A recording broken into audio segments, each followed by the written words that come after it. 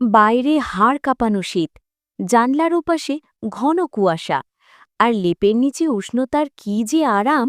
এমন সময় কি বিছানা ছেড়ে ওঠা যায়? মন বলে আরেকটু ঘুমাই, কাল থেকে পড়ব।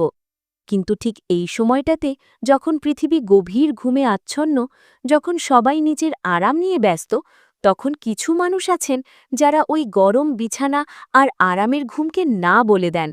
তারা উঠে দাঁড়ান, শীতল পানি স্পর্শ করেন আর জায়নামাজে দাঁড়িয়ে যান। আচ্ছা, ভেবে দেখুন তো, এই মানুষগুলো কি সাধারণ? আর যে রবের জন্য তারা এত বড় ত্যাগ স্বীকার করছেন, সেই রবের সাথে তাদের সম্পর্কটা কতটা গভীর? আজ আমরা সেই গভীর গোপন প্রেমের গল্পটাই শুনব, জানব শীতের রাতের তাহাজ্জুদ কেন এত শক্তিশালী। আসসালামু আলাইকুম ওয়ারাহমাতুল্লাহ। আশা করছি আল্লাহর রহমতে আপনারা সবাই ভালো আছেন। শীতকাল আমাদের অনেকের কাছেই কষ্টের মনে হয়। অজু করতে কষ্ট, বিছানা ছাড়তে কষ্ট। কিন্তু আপনারা কি জানেন, হাদিস শরীফে শীতকালকে মুমিনের বসন্তকাল বলা হয়েছে। রেসুলে করি সাল্লাল্লাহু আলাইহি ওয়াসাল্লাম বলেছেন, শীতকাল হল মুমিনের বসন্ত। এর রাতগুলো দীর্ঘ হয়, তাই সে মন ভরে নফল নামাজ পড়তে পারে, আর দিনগুলো ছোট হয়, তাই সে সহজে রোজা রাখতে পারে। সুবহানাল্লাহ। বসন্তকালে যেমন গাছে গাছে ফুল ফোটে, প্রকৃতি নতুন রূপ পায়, ঠিক তেমনি শীতের রাতে মুমিনের হৃদয়ে ইবাদতের ফুল ফোটে। এই রাতগুলো এত লম্বা যে আপনি তৃপ্তি নিয়ে ঘুমাতেও পারবেন, আবার উঠে মহান রবের দরবারে হাজিরাও দিতে পারবেন। কোনো তাড়াহুড়ো নেই। আমরা মানুষ, আমরা আরামপ্রিয়।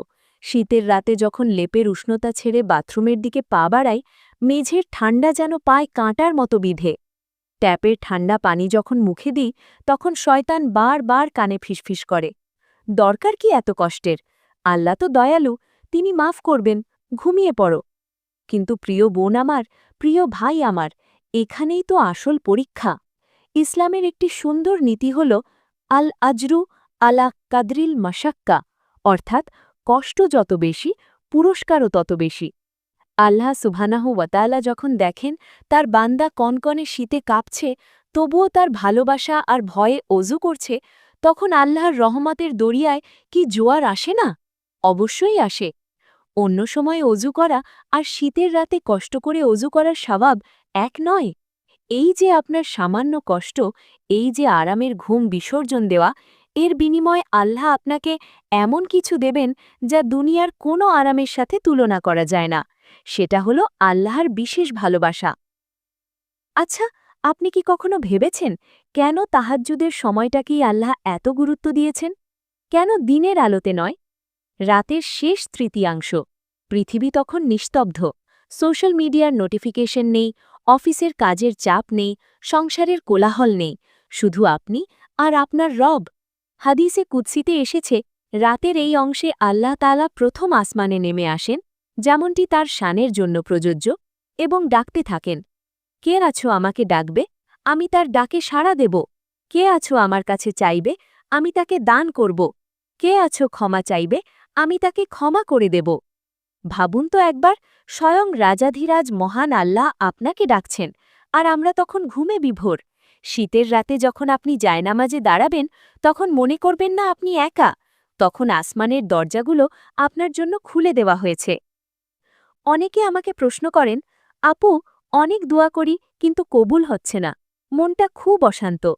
আমি তাদের বলি, আপনি কি শীতের রাতে একবার চেষ্টা করেছেন? শীতের রাতে তাহাজ্জুদের দোয়া এত শক্তিশালী হওয়ার পেছনে কিছু মনস্তাত্ত্বিক ও আধ্যাত্মিক কারণ আছে। ১. গভীর মনোযোগ, ফোকাস। শীতের রাতে পরিবেশ এত শান্ত থাকে যে আপনার মনোযোগ বিক্ষিপ্ত হওয়ার কোনো সুযোগ থাকে না। আপনি যা বলেন তা সরাসরি হৃদয় থেকে বের হয়। ২. চোখের পানি। ঠান্ডার প্রকোপে শরীর যখন একটু দুর্বল থাকে, তখন মনটা নরম হয়ে যায়। সেজদায় গিয়ে যখন বান্দা ফিসফিস করে নিজের কষ্টের কথা বলে, তখন অজান্তেই চোখ দিয়ে পানি গড়িয়ে পড়ে, আর চোখের পানি আল্লাহর কাছে প্রিয়। ৩. একান্তে আলাপচারিতা। দিনের বেলায় আমরা মানুষের সামনে ভালো সাজার চেষ্টা করি, কিন্তু গভীর রাতে কোনো লোক দেখানো ভাব থাকে না, তখন আপনি আপনার আসল রূপ নিয়ে রবের সামনে দাঁড়ান। এই সততা দোয়া কবুলের অন্যতম শর্ত। আমি জানি আপনাদের অনেকের মনেই এখন একটা দীর্ঘশ্বাস কাজ করছে। হয়তো ভাবছেন, শুনতে তো খুব ভালো লাগছে, কিন্তু আমি তো পারি না। অ্যালার্ম বাজে, কিন্তু শরীর নড়ে না। আমি কি তবে ব্যর্থ? না, একদম না। আল্লাহ আপনার সাধ্যের বাইরে কিছু চাপিয়ে দেন না। আল্লাহ আপনার নিয়ত দেখেন। শুরুতেই নিজেকে চাপ দেবেন না।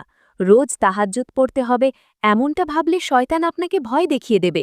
আপনি বরং নিজেকে বলুন, আমি সপ্তাহে মাত্র একদিন উঠব। অথবা আমি লম্বা সূরা জানি না, আমি ছোট সূরা দিয়েই মাত্র 2 রাকাত পড়ব। কিংবা আমি অজু করে শুধু 5 মিনিট জায়নামাজে বসে থাকব, আল্লাহর কাছে ক্ষমা চাইব। বিশ্বাস করুন, আল্লাহর কাছে আপনার এই ছোট্ট চেষ্টাটুকুই অনেক দামি। তিনি কোয়ান্টিটি বা সংখ্যা দেখেন না, তিনি দেখেন আপনার কোয়ালিটি বা আন্তরিকতা। চলুন, আজ আমরা কিছু ছোট্ট টেকনিক ঠিক করে নিই, যা এই শীতে আমাদের তাহাজ্জুদে উঠতে সাহায্য করবে। ১. গরম পানির ব্যবস্থা। অজুর জন্য আগে থেকেই গিজার বা ফ্লাস্কে গরম পানির ব্যবস্থা রাখুন। পানি গরম হলে অজুর ভয় কেটে যায়। ২. দ্রুত ঘুমানো। শীতের রাত অনেক লম্বা। আপনি যদি এশার পর দ্রুত ঘুমিয়ে পড়েন, তবে ৬-৭ ঘন্টা ঘুমানোর পরেও দেখবেন ফজরের আগে ১ ঘন্টা সময় বাকি আছে। মানসিক প্রস্তুতি। ঘুমানোর আগে আল্লাহকে বলে ঘুমান, হে আল্লাহ, আমি তোমার সাথে দেখা করতে চাই, আমাকে জাগিয়ে দিও। এই নিয়তটা খুব শক্তিশালী। অল্পতে সন্তুষ্টি। 10 রাকাত পড়ার দরকার নেই শুরুতে, মাত্র 2 রাকাত পড়ুন। তাও যদি না পারেন, অন্তত ফজরের আজানের 10 মিনিট আগে উঠে ইস্তিগফার পড়ুন। সেহেরির সময়ের দোয়াও আল্লাহ ফিরিয়ে দেন না। শীতকাল হয়তো আর 2-3 মাস থাকবে, তারপর গরম চলে আসবে, কিন্তু এই শীতের রাতগুলোতে যদি আপনি আল্লাহর সাথে একটা গভীর সম্পর্ক তৈরি করে নিতে পারেন, তবে সেই উষ্ণতা সারা বছর আপনার হৃদয় থেকে যাবে। বাইরে কুয়াশা, ঠান্ডা বাতাস, কিন্তু তাহাজ্জুদের জায়নামাজটা জান্নাতের বাগানের মতো প্রশান্তিময়। যখন সেজদা থেকে মাথা তুলবেন, বিশ্বাস করুন, আপনার মনে হবে পৃথিবীর সমস্ত বোঝা নেমে গেছে। মনে হবে কেউ একজন আপনার মাথায় হাত বুলিয়ে বলছেন, ভয় নেই, আমি তো আছি। সেই কেউ একজন আর কেউ নন, তিনি আপনার পরম দয়ালু রব। প্রিয় ভাই ও বোনেরা, আজ কি আমরা একটা ছোট্ট প্রতিজ্ঞা করতে পারি? আজ রাতেই অ্যালার্মটা একটু আগে দিয়ে রাখব। যদি 2 রাকাত নামাজ নাও পড়তে পারি, অন্তত অজু করে জায়নামাজে বসে আল্লাহর কাছে নিজের মনের সব কথা খুলে বলবো। যারা আজ রাতে এই চেষ্টাটুকু করবেন, তারা কমেন্টে লিখুন ইনশাআল্লাহ। আপনাদের এই লেখাটা হয়তো অন্য কাউকে উৎসাহ দেবে। ভিডিওটি ভালো লাগলে শেয়ার করে আপনার কাছের মানুষদেরও এই কল্যাণের পথে ডাকুন।